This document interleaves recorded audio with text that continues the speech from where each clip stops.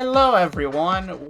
Welcome to the NR2003 Boner Cup Series.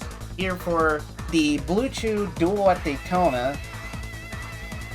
I think it's going to be a very exciting start to the season here. Hell yeah. We got returning boners, and we have new boners who want to rise to the occasion this season. Absolutely. Very exciting. And Rise, they certainly will. Daytona a track that you never know where you're going to finish. The starts do not matter as much as crossing that line. Anything can happen in these races. It's always exciting. Indeed. Now, because of outdated technology, unfortunately the duels cannot actually set the starting order for the race itself. But hey, everyone ran qualifying. So... And of course, there are some cars that have to race in via these duels. Yeah, so Duel 1, we have 7 cars trying to race into the field. Only 4 can make it from each duel. So, definitely gonna be some action up and down the field. The Daytona duels have been known to have very close finishes for that transfer spot, so we could see one of those tonight. Yeah, and also photo finishes for the front.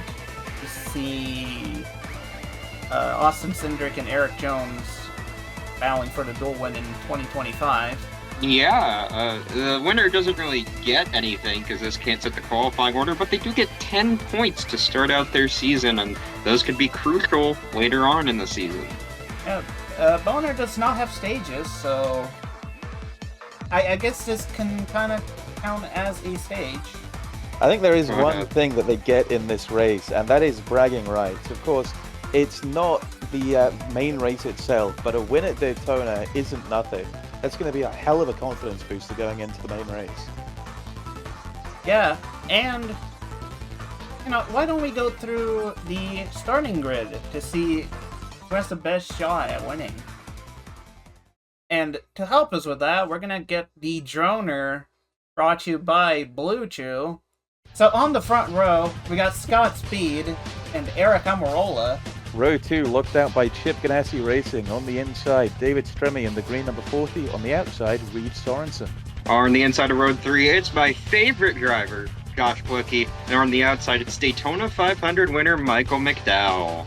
And next up, it's Johnny Sauter and Sam Hornish Jr. As for row 5 on the inside, Eric Jones in the Dort number 20 and Joe Nemechek racing his way in. On the inside of the next row is Josh Wise at the Dogecoin machine, and to his outside it is Brian Vickers. And next up we got a Daytona winner in Harrison Burton and JJ Yaley. After that, it's the front row 38 of Todd Gill in the Todd Father and Michael Annette in the number 46. On the next row, it is Garrett Smithley, and another driver has to race his way in, Andy Lally. Next up, we got Casey Mears and Marcus Ambrose. The next row locked out by Toyotas, Noah Gregson looking to bake an 8 in the number 42, and Joey Gase. Our next row, it's the 73 of Travis Kefapel, next to Brendan Gaughan in his familiar number 62. And last up, we have Landon Castle and Gray Golding. Both already locked in, so pretty much just taking it easy. But that will do it for the starting grid, so let's get the cars rolling. Drivers, start your engines. Alright, so that was a great command to start the engines. I'm definitely excited to see what happens here at Daytona, which you never know.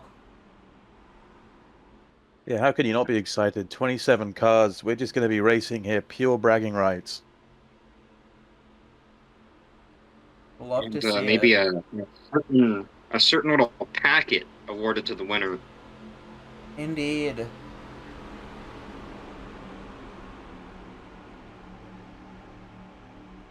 So Kevin Conway in that pace car will pull a hard left onto pit road. And we're going to get this race underway. Yeah, very hard.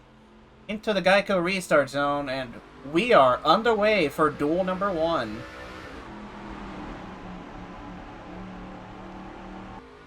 Oh my goodness.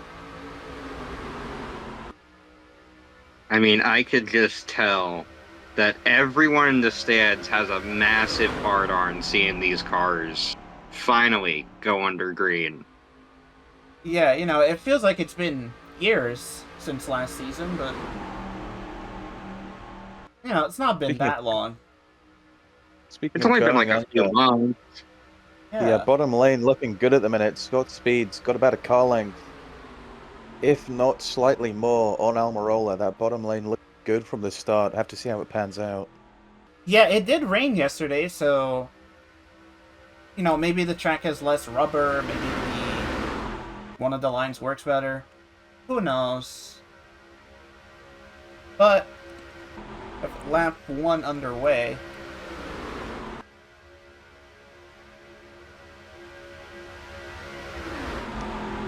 Speed definitely taking charge at the minute. It was interesting.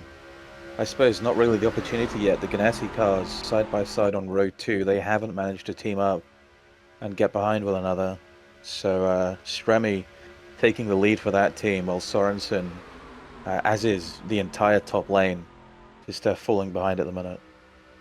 Yeah, and no gaps are forming on the bottom, so no one's able to get down yet. They just don't want to let go of the bottom. The drivers have already realized how strong that bottom lane is and don't want to let anyone else get down there. yeah, I'm not sure if Almirola maybe had some car issues and he's not going or something, but definitely pretty slow on that top line. It also begs the question, obviously, I mean, they're middle of the track right now. If anyone goes and makes it 3 wide right at the top, is that going to be an improvement or is that going to be worse? It'll be interesting to see. But we're pretty calm here. Normally, the way these duels go, there's always a calm one and the, I guess, chaotic one. So, we'll see which one is which. But currently, pretty calm here. It's been pretty flaccid here so far. Yeah, our sponsor definitely... We need to get that checked out. Yeah, just the only thing really happening in terms of track position is just cars on the bottom taking up more of the top spots. I don't think they have rearranged themselves at all. Again, they just aren't. They haven't made a gap for the cars on top to start going to that more dominant bottom line, and it's just kind of leading to a train around this track. Yeah, Almirola's dropped back about 8 car lengths now. Looked like he was side by side with Gilliland there, so hard to tell if any drivers on the top have been able to move down and try and start getting to work and just being a part of that pack. One car's already losing a bit of draft. I think that's Joey Gase in the back. Yeah, that's DK the... Racing number 23. Yeah, definitely don't want to lose the draft here in the duels, especially when you're not locked in. Yeah, I don't know why he's keeping it on the top lane. You'd think if you lose draft, it's ideal to go to the bottom, and he might be doing that now, and might try to hook up with Brendan Gaughan, or not. Back up top, looked like Ambrose is the closer car. In this case, Could Andy Ambrose Lally himself try to make a middle lane? It looked like he tried for a second, but thought better of it, and that actually let the 9 of Marcus Ambrose go to the bottom lane. There's room if you're brave to go down the middle. Might compact a little bit down on the back stretch, but through the turns you can definitely try something. Yeah. Currently, 6 laps in. You know, the battle for the transfer spot, not crazy exciting right now. It's currently Scott Speed leading. And hey, he's leading the race too, so...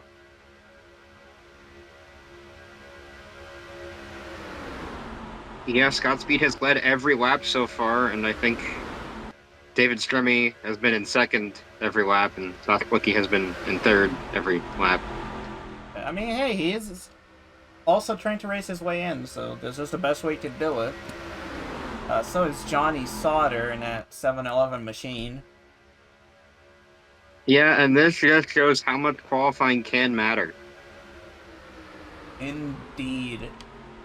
See, the fourth transfer spot, Noah Gregson, in that Baconator machine.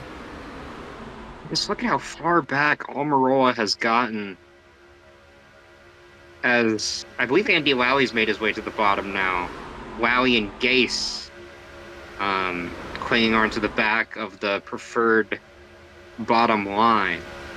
Yeah, but Noah Gregson actually has a pretty decent cushion to the next car, which, if I recall correctly, should be that 62 of Brendan Gaughan. Oh, they're a bit 3 wide back there. Yeah, Brian maybe Vickers trying to move way up something. top. And net going And down to then the they still bottom. back in. Oh. Oh, Almirola puts the 41 in the wall. Oh, and Reed Sorensen going slow. He's Sorensen stuck looks up like he there. can't get it off the wall. Yeah, just magneted to the wall, and that's going to lose him the draft. Yeah, no caution, though. Good thing he's locked into this race, but or else that would be a disaster. Very light incident, so I'm not surprised that they held the flag there. Yeah, but also created a gap back here, so Andy Lally almost losing the draft. In fact, he might have. Yeah, the only chance these guys have is to form pretty much a second train. You got to have Almirola and the cars behind him try to get Sam Horner to link up with the back, try to push up to Gase, Annette, and Lally, and see if they can catch back up with Joe Nemechek at the end of the front train. Yeah, but This is going to be a seems like- multi-car effort here. Yeah, unfortunately, the front train has more cars than the back, and see, he's lack of horsepower in that BK racing machine, so he's also losing the pack. Gase has definitely been the slowest practically the entire race. Yeah, but he's not last, so that'd be worse. Yeah, The Eric Almirola, maybe he's a bit slow. Could have some right side damage as well, but actually not as bad as Reed Sorensen. yeah. Sorensen wasn't even in the camera shot there. There he is, way in the back. That thing is very off the pace. I suppose there's only 8-9 laps left. It's a big track. They're probably not even going to catch him. Yeah, So he can just probably stay out there. you know, the series now does have a minimum speed rule. So if a car is slow enough at one of these plate tracks, the officials can qualify them from the race. Not really a disqualification, but Also, I think I noticed at the back of the train, Andy Lally and Michael Annette have caught the front train. yeah, Michael Annette does have a technical alliance with Hendrick Motorsports in that H. Scott 46. So maybe some horsepower playing a part here. Just going back to Yeah. Sorensen, you would think that for him, minimum speed out a mile an hour is where he's going to want to be going, right? As you say, locked in, there's going to be repairs needed for that car, so take it easy, bring it to the line, and nothing lost for him. Yeah. Maybe they could pull that car into the pits and do some repairs just for mileage and testing. Stildo out front, speed, Stremi unmoved, more than halfway down as we go into lap 13 now. Have to wonder, because it's going to start coming up soon, when those moves will be considered and who's going to make them. Yeah. Oh, Johnson is on the apron now. He's Even at least, slower than before. pulling out of the way. Oh, he comes up a thankfully. bit. Oh, Yeah, jeez. we're fine. He What about what almost was saved that? the deal. Yeah, unfortunately, he cannot link up with the rest of them, but I don't know, maybe the back half can work with him. I They're going to doubt blast it. right past him, Gase in position. slowly moving up. Pretty weird. Yaley Trying big to push behind. him. JJ Alien may be trying. I don't know if that will work, but Yeah, I kind of confused him for his regular teammate. Or actually, I think he's a premium, but they both run Jacob cars. yeah, it's technical alliance of some sorts. We probably shouldn't show that car very much. Jacob companies, they haven't really paid to be shown on TV. Something like that, yeah. Just avoid Who that has car. the Blue Chew, of course, that's what's on the line.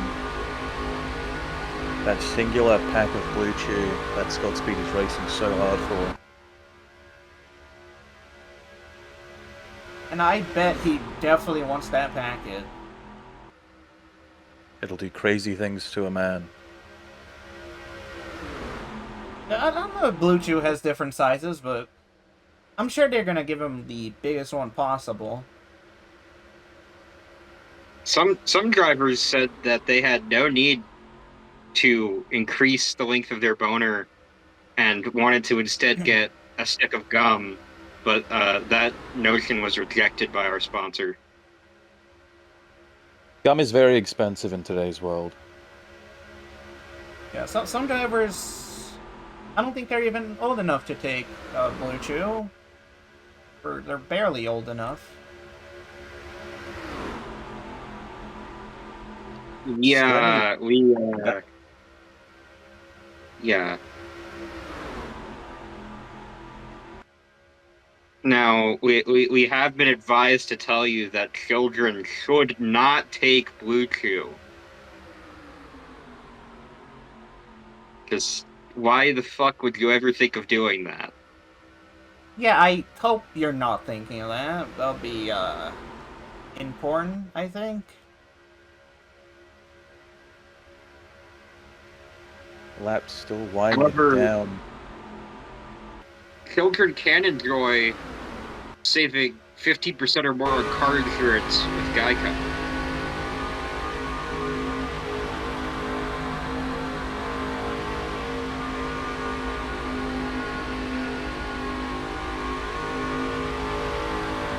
Yeah. Children need car insurance too, you know. Yeah, especially if, you're trying to get into racing, as a lot of these drivers actually have kids. Like, I think Davis Tremy has one. I don't know if they're racing or not, but... We know that Joe Nemechek has one. We don't like to talk about him very much, though. Yeah, we can move on swiftly from that, but much winding down, see some slight separation in the back half between Todd Gilliland and Garrett Smithley. With how this race is run, at that top lane just sort of dying out immediately, it is a real question of if anyone is even going to bother trying to make that move to the top to try and get past, because they just kind of fell immediately. So it's not very like a racer to just sort of take what you've got, but I think at this point you can only go down, as we're going lap 19 now of 20.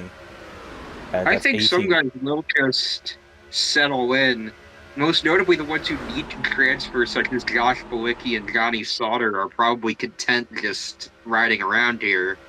Yeah, and Noah Gregson, currently the last transfer spot, he still has a pretty decent gap to the next car, which is Brendan Gaughan. However, that is Noah Gregson's teammate behind him, so he definitely will not help him. If anything, Ambrose wants to help out Nemechek behind. If he can, we're going to come to the white flag here. And I guess this is the fight you want to watch. Does Ambrose do anything to try and help his Toyota teammate in Nemechek get into the main show? I don't think he'd prioritize Nemechek over Gregson. I mean, I would, but what do I know? I'm not Jimmy Johnson. I mean, yeah, I think most of us would. Probably. Maybe. I don't know. As they're going to come into turns 3 and 4 in... What do you think? They're in the same goddamn order they've been in the whole entire race. Oh, They're moving up, though. That's They're doing Jones. something. Wise there, too. Jones is going to slot back in, coming to the line. That was way too late. Yeah, baby! Do these guys even know how to race each other? First win, man, you can do. What in the Xfinity series was that?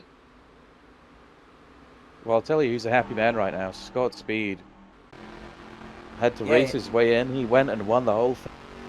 Yeah, he's gonna be getting that packet of some size. We've heard that the Red Bull drivers actually have been told by their team to put the Blue Chew in the can of Red Bull and drink it. Yeah, I mean, I think Blue Chew does something sort of like an energy drink. I'm not sure if it's the exact same thing, but Look, I'm just saying you haven't lived until you've combined Red Bull, Blue Chew, and a Try it.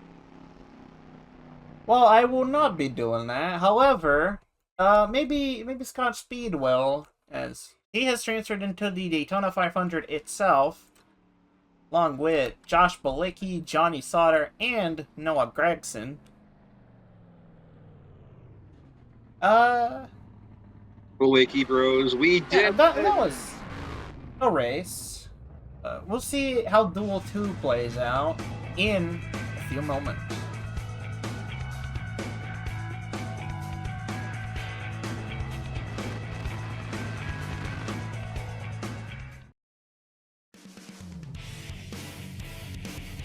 And welcome back to the Boner Cup Series, brought to you by Sonic. Sonic. We're here for duel number 2 at Daytona. We had a calm duel last time out, so who knows? Is this the chaotic one, or is this the calmer one, somehow? You'd have to think the drivers know what they're doing now in terms of where you want to be on track. As we say, anything can happen. And even for the finish of that first duel, we saw drivers go out too late to try and make the move. So maybe in this duel, the drivers that are racing here, they might take a different approach to try and get higher up in the field. We've got a pretty healthy grid here with some slightly higher cars. I hope they're not high. Well, we don't know that. I'm gonna do drug testing. But someone that doesn't need drug testing is our pole sitter, David Reagan. Next to him, we got Daniel Suarez. And row 2 in duel 2, the inside goes to Elliott Sadler. I think the first Dodge we've seen this race. And Austin Dillon in the Bass Pro Shops number 3. Next up is infamous Daytona winner Trevor Bayne, next to just infamous nothing winner Ty Gibbs.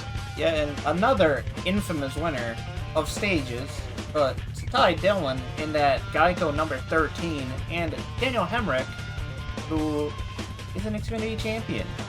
Next up, Cole Witt in the Long John Silver's number 35, and Carson Hocevar driving the number 77 for Spire Motorsports. Next is The Danger, next to veteran Casey Atwood.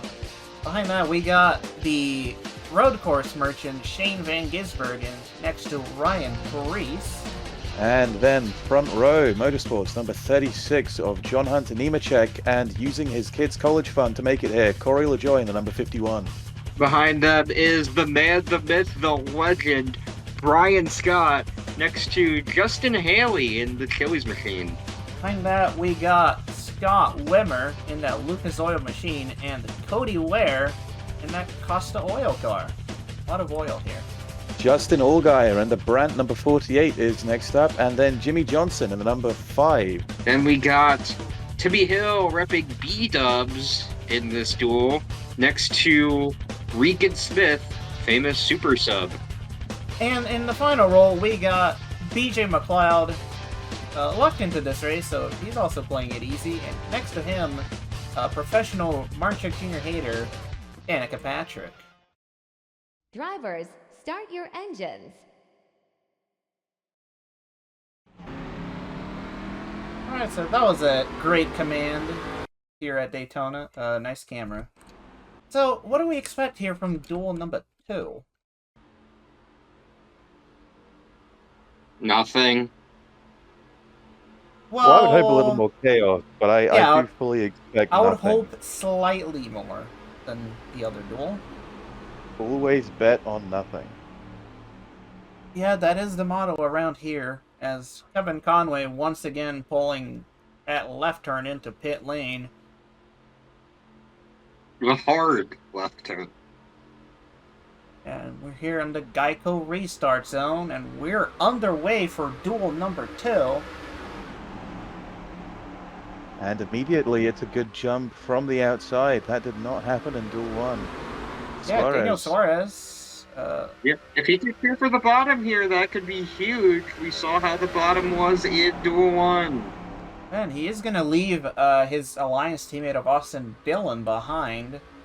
People making a move back there. Where up on top?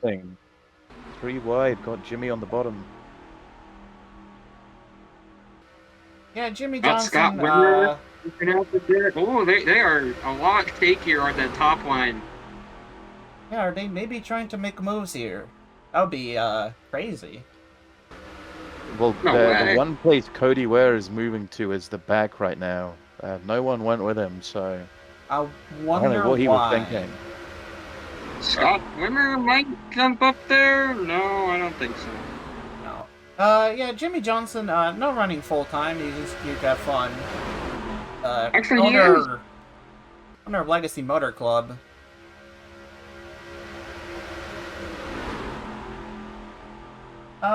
They could not get a car for him because they're kind of spread very thin. But, you know, he's having fun. He's got to be happy with Noah Gregson transferring in duel 1. Yeah, actually, yeah, Brian Scott is the only legacy car in this duel, I'm pretty sure. So, maybe he can help him, but he's also got Justin Allgaier, who's his teammate, technically. There could be some conflict there. conflicts of interest. Yeah. Yeah, kind of like a Denny Hamlin 2311 situation.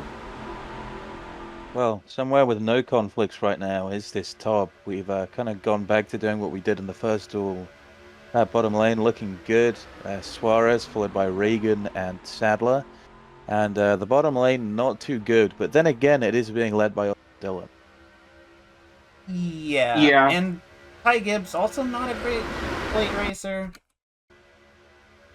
So, what can you do, really?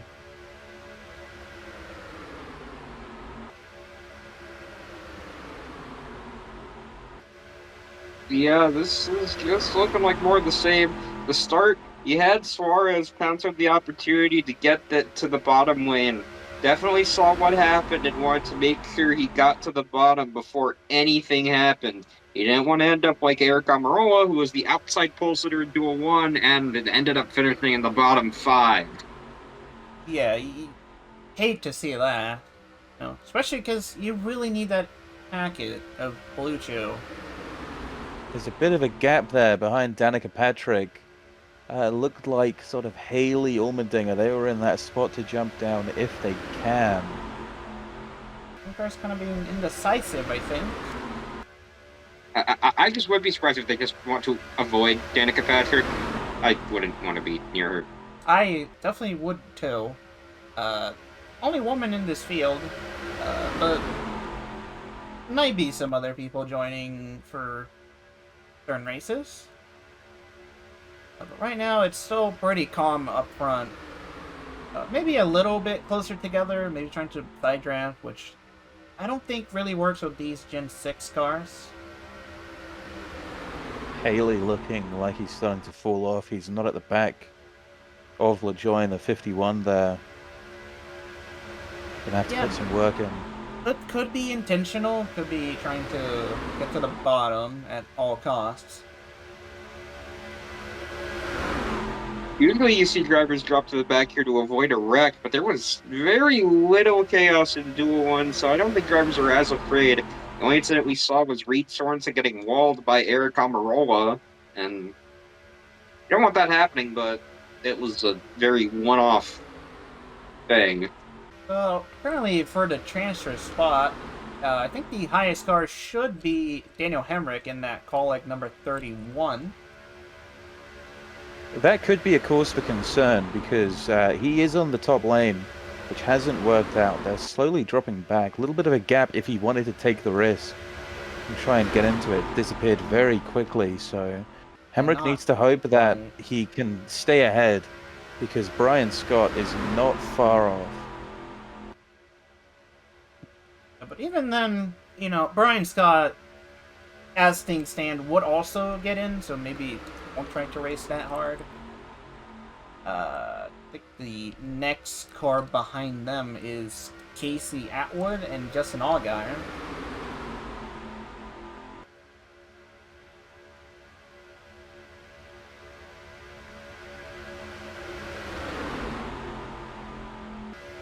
Top lane falling back, very similar, maybe identical to how it was on the first duel. Just nothing they can do on the top lane. Haley has moved to the bottom, but he is a while off getting into this race. So His is kind of ditched his teammate Carson Osavar, which honestly I would too, if I say so myself.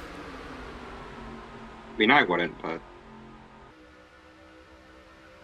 well, Hocevar still has support. I mean, he's in front of another Chevy, so he's not completely abandoned. They can maybe work out something. Yeah, there's quite a mix of manufacturers on the top side. We got two Chevys, a Ford, a Toyota, and a Dodge.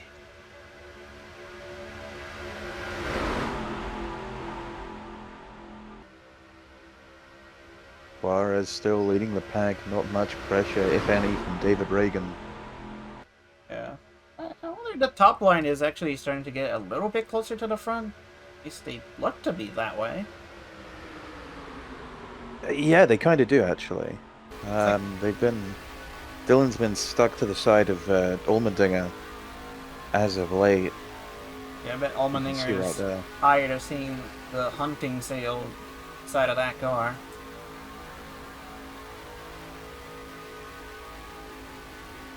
And we are entering the second half of this duel already.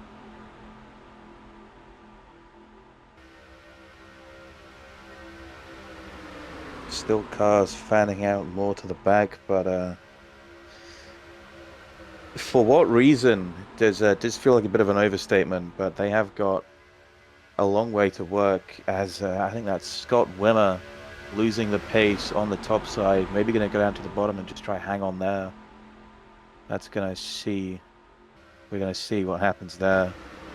It is all Chevys here in the back with Justin Haley, BJ McLeod, Cody Ware, and Scott Wimmer himself. So maybe they can work out something together. Probably not, but...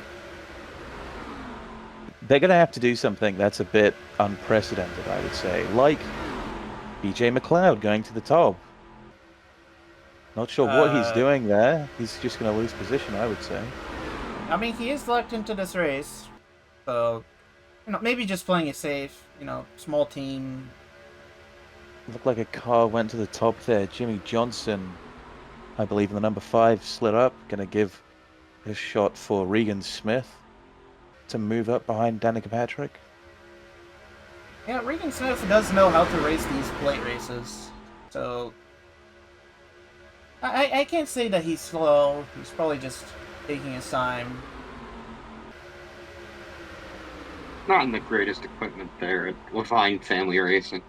Yeah, but he has come through for some underdog wins, like once at Talladega for DEI and at Darlington for Furniture Row. That was before Truex made that car into championship winners.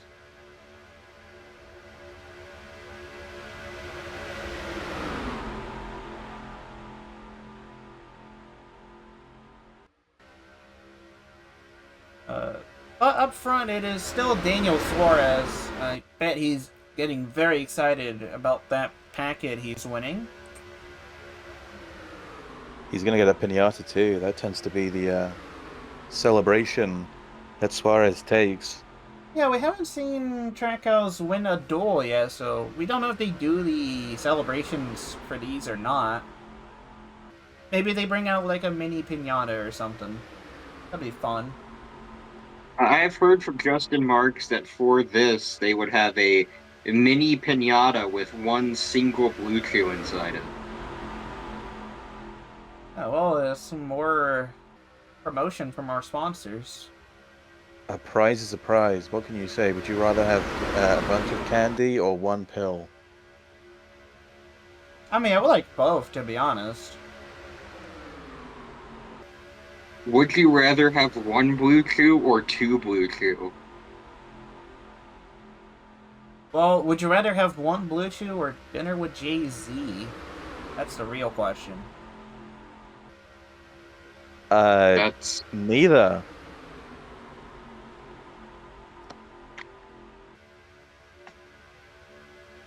Jimmy Johnson, again, right to the wall. He's just been doing his own thing here.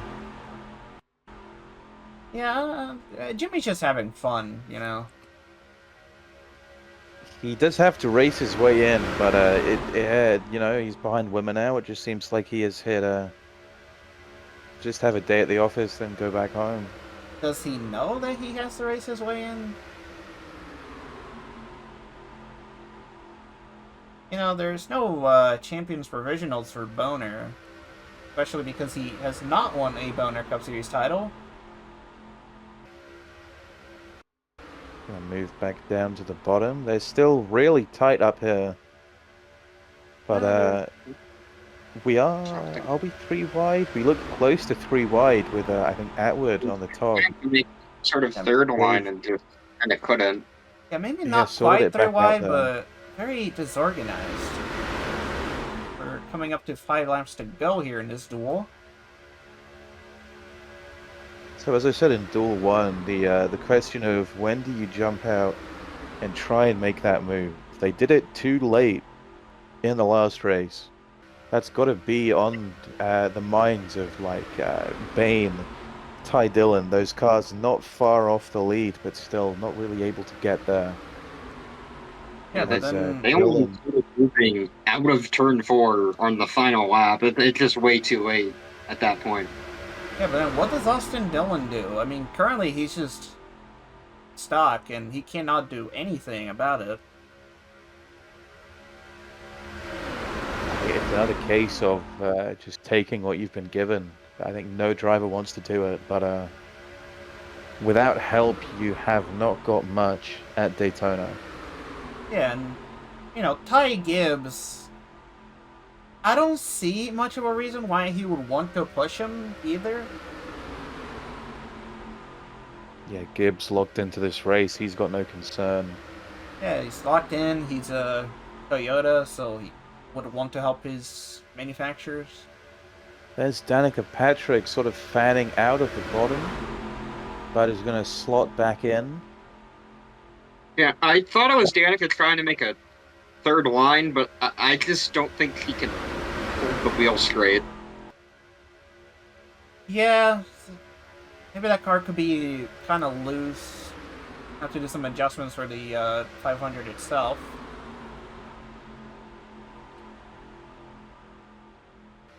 I think it's driver error, honestly.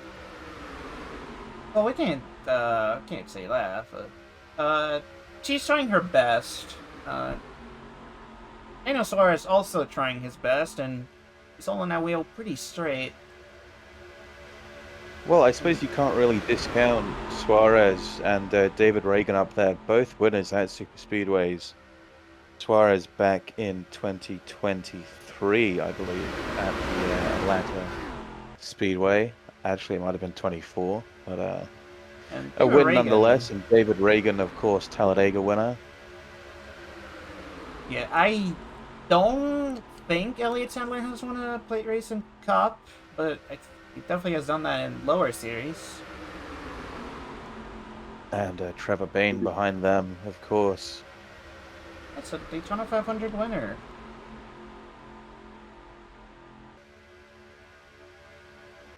Since it seems like they're not making a move for the lead, I guess we could focus on that hotline battle. Fantastic camera angle. So Sorry, Yeah, it's making me sleepy. yeah, I mean, nothing really is happening, but, you know, Brian Scott, Daniel Hemrick, and Justin Allgaier are currently locked up the first 3 hotline spots. But then we got a battle behind that between Timmy Hill and Casey Atwood. Evan Casey Hamlin. Atwood in the serious car.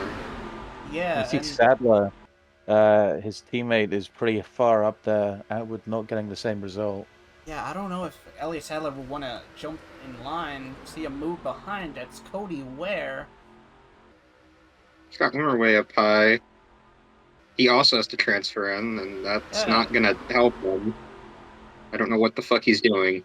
Yeah, and the inside is getting a run here. Wimmer dips down. Timmy Hill looking good here. Yeah, I think Timmy Hill got that. Pretty Yeah. close, these two, but Yeah, we might need a replay of that. And that's a dub for the B-dubs. That's also a dub for Daniel Suarez. Absolutely static in that car. Just love to see Yeah, it. he, He's all you guys. Yeah. Yeah. Yeah, just it was a race and it happened. great work from the Trackhouse people. You know, he's actually getting fired in real life, sadly, but you know, they still fund him a car here. Yeah, great race.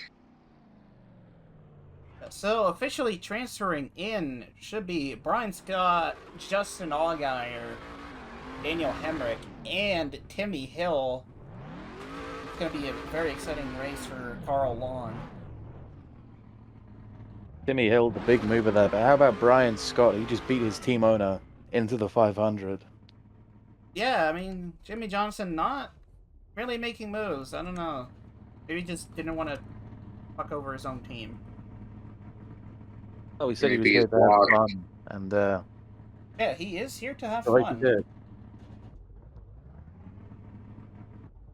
So as we see Suarez burn it down a bit. That will do it for duel number 2, and that makes the grid set for the Daytona 500. So we hope to see you next week, and goodbye.